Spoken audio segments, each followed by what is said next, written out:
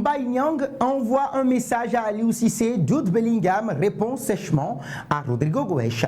Bonsoir à tous et merci de nous suivre sur Afrique Sport pour l'essentiel de l'actualité footballistique de ce mercredi 18 septembre 2024. Nous l'ouvrons avec Yves Bissouma et une très mauvaise nouvelle. Le capitaine de l'équipe du Mali, Yves Bissouma, a réagi aux attaques meurtrières perpétrées mardi au pays. Ces attaques ont touché le quartier de Faladier et les alentours de l'aéroport Modibo Keïta, occasionnant d'énormes pertes en vies humaines et matérielles, selon les dernières informations. Dans la foulée du drame, Yves Bissouma, le capitaine du Mali, des Aigles du Mali, aux 37 sélections, dont 3 buts, a pris la parole sur ses réseaux sociaux à la veille du 3e tour de Carabao Cup avec Tottenham pour témoigner sa compassion à ses compatriotes.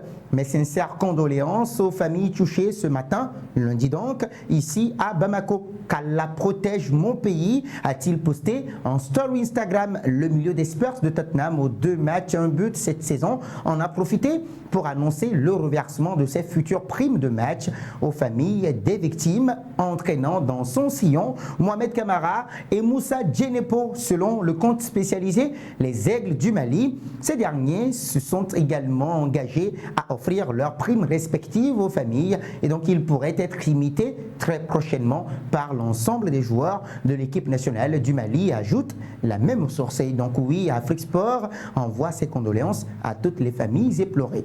Poursuivons ce journal avec le championnat d'Afrique des Nations CHAN 2024.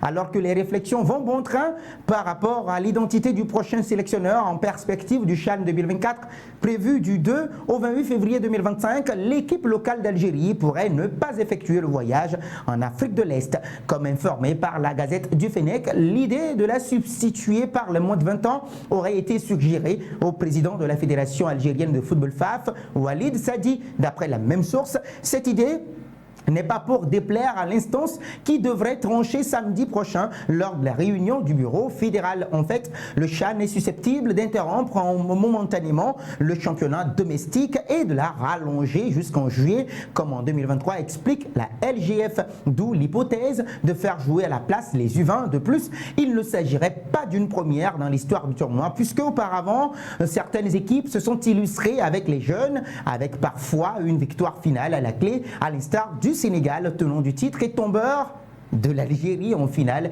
il y a 1 an et demi. Enfin, comme révélé par LGF, les petits verts sont déjà opérationnels. Quoi qu'il en soit, le sélectionneur devra être Nabil Neguiz. Et bien oui, c'est en tout cas ce qu'indique la tendance. La suite de cette édition de ce JT Foot avec Adam Aznou, le jeune latéral gauche du Bayern Munich et de l'équipe du Maroc. Une seule cape le 9 septembre dernier a éclaboussé de son talent mardi en ouverture de la Ligue 2024-2025, la Ligue des Champions version junior, titularisée contre le Dynamo Zagreb, victoire de buts à 1 avec brassard de capitaine sur le biceps. Le Minot de 18 ans a ouvert la marque en seconde période d'un centre-tir depuis un angle quasi impossible, étant excentré sur son côté gauche en dehors de la surface de réparation, 55e, en débloquant son compteur avec la manière cette saison avec les U19 bavarois. L'ex-pépite du Barça dévoile ainsi une bribe de son potentiel talent, ayant profondément frappé aux yeux de la cellule de recrutement du club, mais aussi de Walid Regragui plus récemment. Enchaînons avec Mbaye Niang, fraîchement débarqué en Afrique et plus précisément chez le cadre marocain, le Wydad Casablanca. L'attaquant de bientôt 30 ans, le 19 décembre prochain, espère se montrer à son avantage afin d'entrouvrir encore une nouvelle fois possiblement la porte d'un retour avec les champions d'Afrique 2021. C'est à moi d'être performant. Je sais que le coach Roulani Mokoena au Wydad, comme il l'a répété à plusieurs reprises en conférence de presse, compte sur moi. C'est à moi de travailler. Je vais bosser dur. Je vais aider mes coéquipiers et je vais surtout aider le club. Et bien oui, en sélection, je serai à la disposition du club, du coach, j'allais dire, Aliou Cissé justement, comme je l'ai fait auparavant. J'ai joué la Coupe du Monde, ce qui n'est pas donné à tout le monde, la Coupe d'Afrique, même si aujourd'hui, je ne suis pas dans l'équipe nationale. Je suis sénégalais et je suis fier de l'être, a confié le nouveau numéro 9, Wydadi, pour les soins de l'émission Talent d'Afrique sur la chaîne cryptée Canal Plus Sport Afrique. Concernant plus précisément le WAC, Mbaye Niang entend s'inscrire dans la durée avec le club. Un défi de taille, sachant qu'il a rarement enchaîné 3 saisons en club depuis son début ou bien ses débuts en pro au stade Malherbe de Caen en 2011.